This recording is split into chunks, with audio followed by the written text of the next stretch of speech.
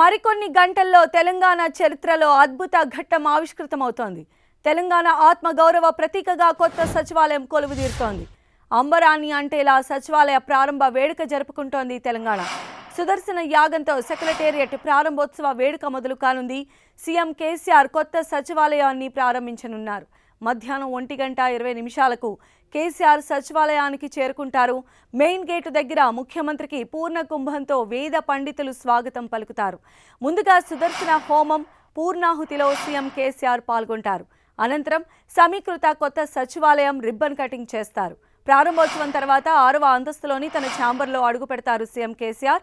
ఇళ్లు నిర్మించుకునే పేదలకు 3 లక్షల ఆర్థిక సహాయం ఫైల్ పైన తొలి సంతకం చేస్తారు. అనంతరం నీటిపారుదల శాఖపై సమీక్షించే అవకాశం ఉంది. తర్వాత సచివాలయ ప్రాంగణం పరిశీలించనున్నారు సీఎం కేసీఆర్. మధ్యాహ్నం 1:58 నుంచి 2:04 మధ్య మంత్రుల ఛాంబర్లోకి వెళ్లనున్నారు. ప్రారంభోత్సవ వేడుకల విధుల కోసం 1000 మంది పోలీసులను కేటాయించారు. తెల్లవారుజాము నుంచే ట్రాఫిక్ ఆంక్షలు అమల్లోకి వచ్చాయి. సెక్రటేరియట్ వైపు వెళ్లే మార్గాల్లో ట్రాఫిక్ మళ్లించారు. సెక్రటేరియట్ పరిసరాల్లోని లుంబిని పార్క్, ఎన్టీఆర్ గార్డెన్స్, ఎన్టీఆర్ ఘాట్ మూసివేశారు.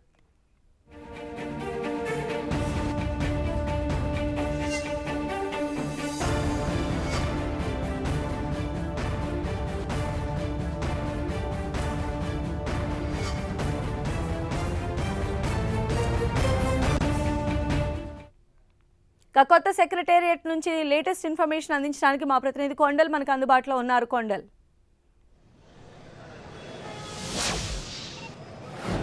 ప్రస్తుతం కొత్త సచివాలయంలో సుదర్శన యాగం కొనసాగుతుంది. ఇంకా దాదాపు ఇంకో 2-3 గంటల పాటు కొనసాగే అవకాశం ఉంటుంది. 1:30 వరకు 1:30 వరకు సుదర్శన యాగం కంప్లీట్ అవుతాయని చెప్పి మనకు అందుతున్న సమాచారం. ఒకవైపు సుదర్శన యాగంతో పాటు చండీ యాగం, వాస్తు యాగం 3 యాగాలు కొనసాగుతాయి ప్యారలర్గా. ఇవి అయిన తర్వాతనే ఈ ప్రోగ్రాం అంతా ముందరికి వెళ్తుంది.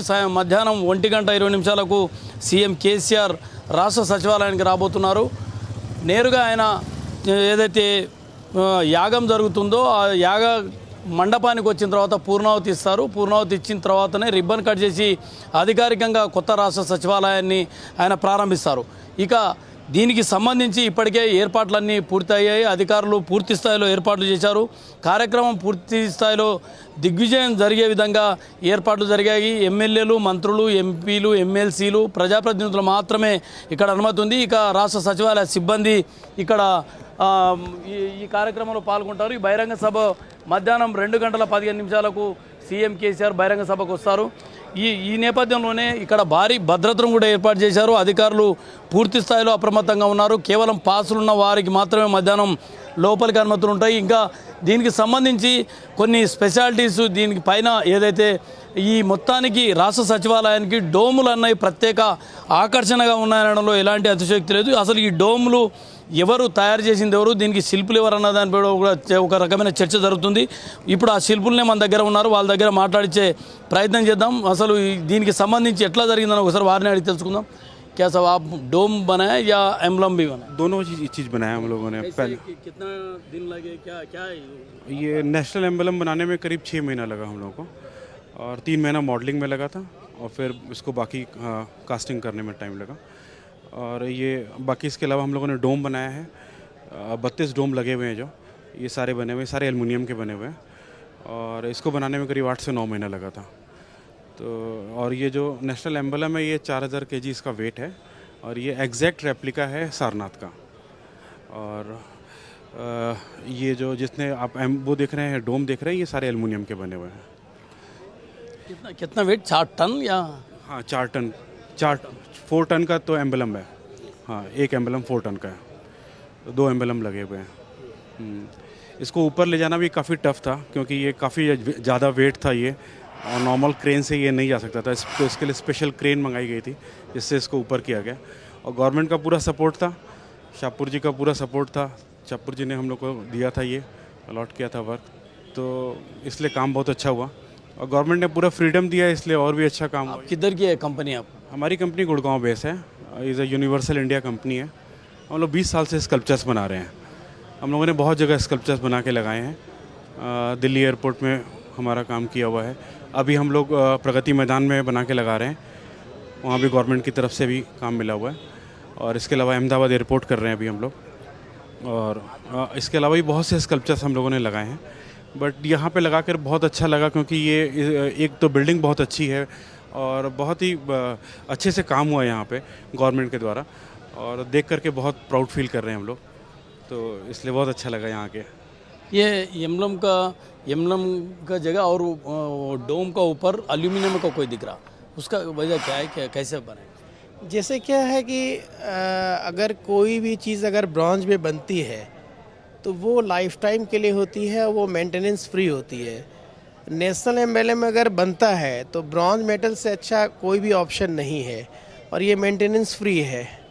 और इसमें जो नेशनल एम्बलम की जो परिकल्पना है, जो डिटेलिंग है, ब्रॉन्ज मेटल में सबसे अच्छा आता है, और इसी वजह से केसीआर साहब का भी ये था कि इसको ब्रॉन्ज में ही बने। और ब्रॉन्ज में बनने से क्या है कि ये जितना पुराना होता जाएगा उतनी ही इसकी ब्यूटी बढ़ती जाएगी। जहाँ तक डोम का है, 32 डोम जो हमने बनाया उसमें उसको एल्युमिनियम रखा गया है, क्योंकि इसलिए कि थीम वाइट था, इनका बिल्डिंग का जो थीम है वो वाइट है, इस वजह से उसको वाइट में किया गया। और नेशनल एम्बलम तो नेशनल प्राइड है, और ये बिल्डिंग जो है वो मैं पहले भी बोला, पहले भी जब हम लोग आए बीच में भी कई बार, तो ये वर्ल्ड क्लास है। जो भी सरकारी भवन बन रहे हैं इंडिया में, वो जब इससे देखते हैं, इस बिल्डिंग को देखते हैं, तो डेफिनेटली ये वर्ल्ड क्लास लगता है। ये एम्बलम कितना फीट रहता है? एम्बलम जो है वो लगभग 16 फुट है, 16 फुट इसकी हाइट है, और उसी प्रोपोर्शनेट पे इसकी डाया और डिटेलिंग की गई है सारी। डोम का ऊपर एल्यूमिनियम का है ना, वो कितना फीट रहता है? और नहीं, डोम जो डोम है वो तो एल्युमिनियम में है, और उसमें हम लोगों ने 3 डिज़ाइन थी, तो 12 फीट के आसपास की सारी हाइट है इसकी। जो मेन डिज़ाइन की हाइट है 12 फीट, जो मेन इसमें डिज़ाइन की गई है। ऊपर डोम का हाँ, ऊपर जो रहता है वो जी 12 फीट। हाँ हाँ जी। ये बिल्डिंग आप इतना स्ट्रक्चर कहीं इंडिया में आप यही फील्ड में कहीं अच्छा है, इससे पहले और कुछ इससे? नहीं, बिल्डिंगें तो इंडिया में बहुत बन रही हैं, और ऑल ओवर इंडिया में बन रही हैं, और सभी बिल्डिंग का अपना इम्पोर्टेंस है। लेकिन जो सेंट्रल सेक्रेटेरिएट यहाँ पर केसीआर साहब ने बनवाया है, डेफिनेटली ये यूनिक है। और ये जो मैंने पहले भी बोला कि जो सरकारी भवन, जो गवर्नमेंट की जो बिल्डिंगें बनती हैं, उसके हिसाब से ये बहुत ही हाई स्टैंडर्ड है, वर्ल्ड क्लास है। और अब इस सब बिल्डिंगों को देखने से लगता है कि हम लोग भी वर्ल्ड में किसी कंट्री से कम नहीं हैं। Thank you very much. Thank you. मेरा नाम विवेक, इनका विकास। और विवेक। और हम लोगों ने नेशनली इंटरनेशनली, भाई ने ही बताया, बहुत काम किया है। प्रगति मैदान में कन्वेंशन सेंटर G20 मीट का मेन आर्टवर्क हम लोग कर रहे हैं। इसके अलावा अहमदाबाद एयरपोर्ट कर रहे हैं, दिल्ली एयरपोर्ट का सारा काम किया है, डायमंड बुर्ज किया, जो अभी मोदी साहब इसको इनॉग्रेट करने वाले हैं। Thank you sir. Vivek and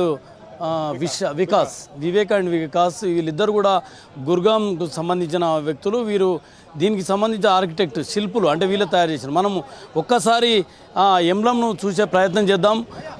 Ashoka 4 సింహాలు ఉండే ఎంబ్లం అన్నది ఈ మొత్తం బిల్డింగ్కే ఒక సెంటర్ ఆఫ్ అట్రాక్షన్గా ఉంది. ఇవి 2 ఎంబ్లమ్స్ ఉన్నాయి. ముందు వైపు ఒక ఎంబ్లం ఉంది, నెక్స్ట్ వెనక బిల్డింగ్ పై డోమ్ పైన ఎంబ్లం ఉంది. ఈ ఎంబ్లం మనకు చూస్తుంటే ఇంత చిన్నగా కనిపిస్తుంది. దాని హైట్ వచ్చి 16 ఫీట్లు. అంటే మనం ఇక్కడ గేటు, మన ముందున్న గేట్ కనిపిస్తుంది, గేట్ అంతా హైట్ కేవలం ఎంబ్లమే, 4 సింహాలే అంత హైట్లో ఉంటాయంటే మనం దీన్ని అర్థం చేసుకోవచ్చు. మొత్తానికైతే వారిద్దరూ చెప్తున్నది, హైదరాబాద్ ఇది ఒక ప్రైడ్ ఆఫ్ యూనిక్ మోడల్గా తెలంగాణ రాష్ట్ర సచివాలయం నిర్మాణం జరిగిందని చెప్తున్నారు.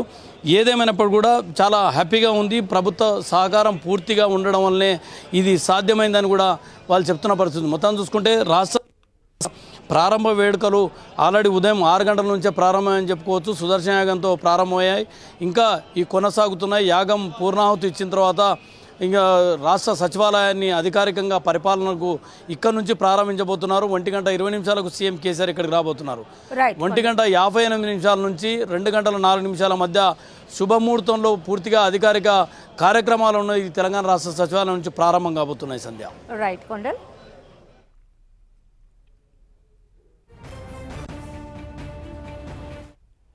హైదరాబాద్ నడిబొడ్డున హుస్సేన్ సాగర్ తీరంలో కొత్తగా నిర్మించిన సెక్రటేరియట్ అబ్బుర పరిచేలా కనిపిస్తోంది. అత్యంత సుందరంగా తీర్చిదిద్దిన కొత్త సచివాలయం ఎన్నో విశిష్టతలు, విశేషాలకు వేదికగా నిలుస్తోంది. తెలంగాణ సంస్కృతి సాంప్రదాయాలు ప్రతిబింబించేలా నిర్మించిన భవనం దేశంలోనే మొట్టమొదటి హరిత సచివాలయంగా రికార్డ్ క్రియేట్ చేసింది. అంతేకాదు హరిత భవనంగా గోల్డ్ రేటింగ్ దక్కించుకుంది. 2019 జూన్ 27న కొత్త సచివాలయానికి శంకుస్థాపన జరిగింది. ముఖ్యమంత్రి కేసీఆర్ నిరంతర పర్యవేక్షణలో సచివాలయ కొత్త భవనం శరవేగంగా నిర్మాణం పూర్తి చేసుకుంది. సుమారు 26 నెలల్లో సుందర భవనం రూపుదిద్దుకుంది. ఎందరో కూలీలు, ఇంజనీర్లు, టెక్నీషియన్ల భాగస్వామ్యంతో డాక్టర్ బిఆర్ అంబేద్కర్ సచివాలయం అద్భుత కట్టడంగా రూపాంతరం చెందింది. 150 ఏళ్ల పాటు భవనం చెక్కు చెదరకుండా, ఎలాంటి ఇబ్బందులు తలెత్తకుండా ప్రత్యేక జాగ్రత్తలు తీసుకున్నారు. భవన నిర్మాణానికి అవసరమైన ఇటుకలు, ఫర్నిచర్ కూడా చారిత్రక వైభవం చాటేలా సేకరించారు. తెలంగాణ ఆత్మగౌరవం చాటేలా నిర్మాణం ఉండాలని ముఖ్యమంత్రి కేసీఆర్ ఆదేశించడంతో శంకుస్థాపన జరిగిన వెంటనే రోడ్లు, భవనాల శాఖ మంత్రి ప్రశాంత్ రెడ్డి, ఇంజనీరింగ్ అధికారులు ప్రత్యేక శ్రద్ధ తీసుకుని భవనం పనులను పర్యవేక్షించారు. కోవిడ్ సమయంలో 3 నెలలు, లాక్డౌన్లో ఇళ్లకు వెళ్లిన కూలీలు తిరిగి రావటానికి మరో 3 నెలలు పట్టడంతో మధ్యలో 6 నెలలు భవన నిర్మాణం ఆగిపోయింది.